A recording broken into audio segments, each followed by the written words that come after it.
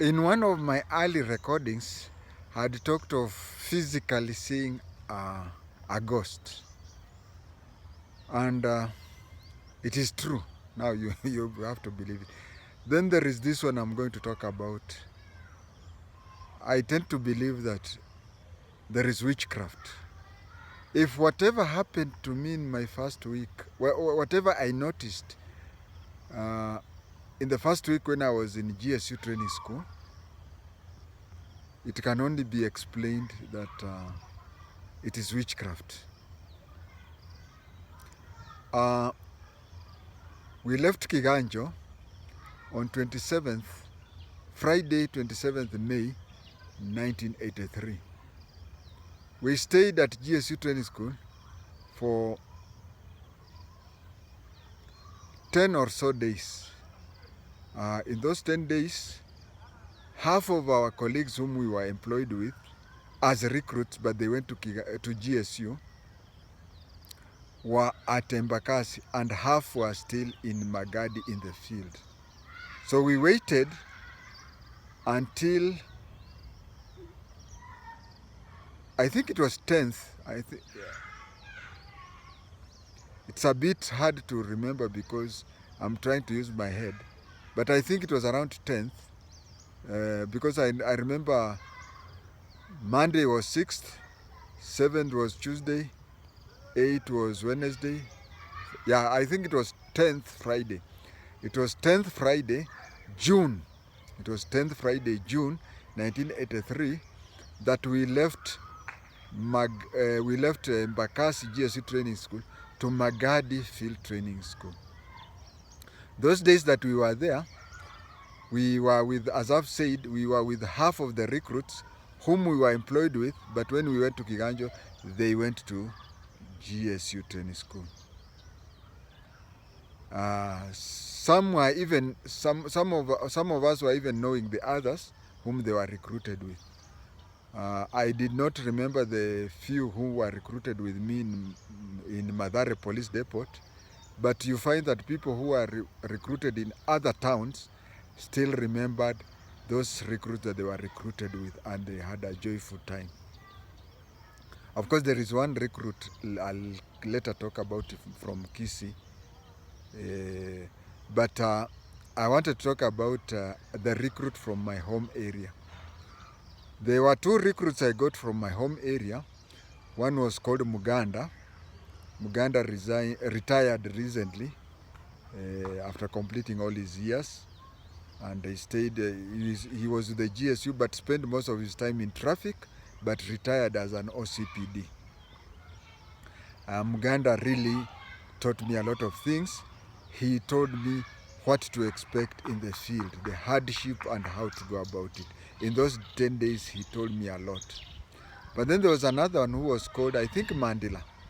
Mandila was a recruit from my home area. Muganda is from Luandeti, and Mandila was from Chimoi. Now, Chimoi to Luandeti, you know. So these people, the two were there. But then there were rumors around the GSU training school in Embakasi concerning this other recruit whom I'll call Mandira. If I remember the name, I'll place it in the comment section. Now this fellow, everybody was saying that he had itchy fingers. He had itchy fingers. You could not leave your thing without him stealing. So when they were about to go to, you know, GSU, they have two types of graduation. There's the graduation in the forest and the graduation at Embakasi. The graduation in the forest is never shown. It is done uko. But the graduation in Embakasi, it is covered on TV live. So they were supposed to complete the graduation in the forest, then join this other half. Then they start doing parade practice for the final graduation. Mandira, if that is his name, was known for itchy fingers. Anything you had, it got disappeared. And we from Kiganjo, we were not allowed to have electric iron boxes. We used to have the charcoal iron boxes, but the GSU recruits were allowed, and even in Kiganjo dormitories were called barracks, but in GSU training school, dormitories were called dormitories. So in his dormitory, it was found an iron sheet was lost, and then everybody suspected him, and he was confronted by an NCO. He was confronted by an NCO and told to produce the lost, and he swore by God that he's not the one who was stolen. And he was asked a simple question: suppose we open your bag and find it there. He said, if you do that and find that, sack me. He was asked 3 times. You mean if we find the lost in your box, we will be sacked? He said yes. So the NCO called the inspector. The inspector came, and he was ordered to open his box, and inside was the iron box. So a report was written at GSU Training School. This report was to be taken. This report was to be taken to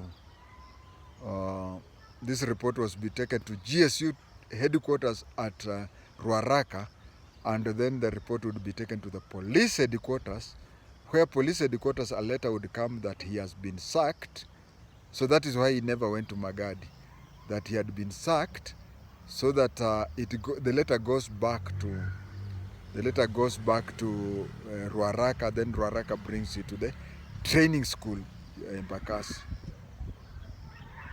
How can you explain that? You see, he used to this petty thieves, petty stealing. And when a recruit said that his box is lost, the first and only suspect was him. And he was just told to produce it, and he swore. Took his finger, licked it, held the ground and said, no. And then later he was told to open his box, and he opened. And the box was found there, and he lost his job. 2 weeks to completing the initial training. Is there anything you can explain apart from being said that uko kwao alirogwa? There's no other thing I can explain, even if we don't believe in such things. And I had even said I'll talk about this recruit who was from Kisii. When we arrived on 28th May, which was on a Saturday, 28th May 1983, which was on a Saturday, we were told to be very careful with the GSU training, because unlike Kiganjo, where most of the time they used blank bullets, GSU they used live. And this fellow was called, and he came in crutches, and he was found to have been Kisigino. I don't know, heel, he had been hit by a stray bullet during training.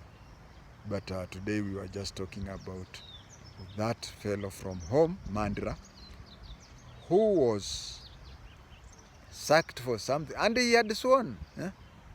He licked his finger, they left it on the ground, and then licked it the second time, showed up and said, and he was asked several times, suppose we open your box and find it is there. He said, suppose you do that, sack me.